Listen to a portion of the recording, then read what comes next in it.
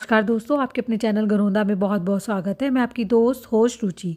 आप सभी को तुलसी विवाह या देवी उठनी काशी की हार्दिक शुभकामनाएं।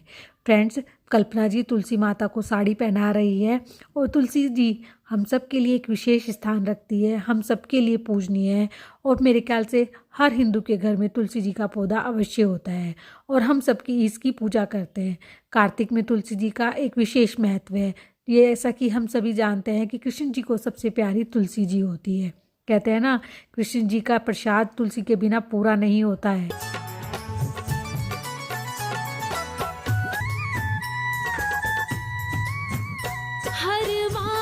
तो कृष्ण जी को कार्तिक माह सबसे अधिक प्रिय होता है, यानी कि जो भी इसमें हम पुण्य कार्य करते हैं उसका कई 100 गुना फल हमें मिलता है।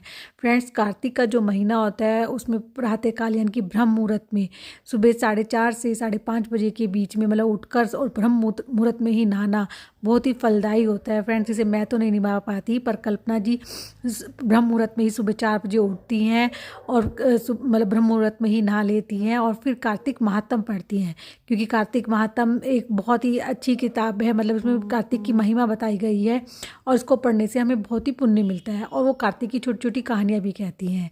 अब देखिए, हुए तुलसा जी पर श्रृंगार का सामान चढ़ा रही हैं।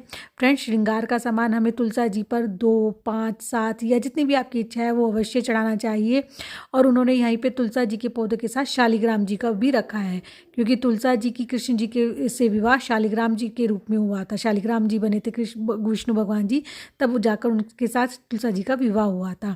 और देखिए, श्रृंगार का सामान हमें जरूर चढ़ाना चाहिए तुलसा जी को, चाहे आप केवल एक बिंदी का पत्ता ही चढ़ाएं और उसे हमें जरूर चढ़ाना चाहिए। उन्होंने श्रृंगार शालिग्राम जी का जोड़ा और तुलसा जी की साड़ी भी चढ़ाई है। और शालिग्राम जी को क्योंकि पीले वस्त्र पहनाते हैं तो उन्होंने पीले आसन पर ही शालिग्राम जी को बैठा रखा है। कल्पना जी ने तुलसी जी के बाल भी लगाए हैं और ये शालिग्राम जी जिस पर तुलसी जी की माला चढ़ी हुई है और उन्होंने तुलसी जी का बहुत ही सुंदर श्रृंगार किया है। और मैं कल्पना जी को गरोंदा की तरफ से बहुत बहुत धन्यवाद दूंगी जो उन्होंने ये वीडियो बनाई है और हमें भी प्रेरित किया है कि अगले साल हम भी अपनी तुलसा जी को इस तरह से सजाएं, इस तरह से उनका श्रृंगार। Thank you.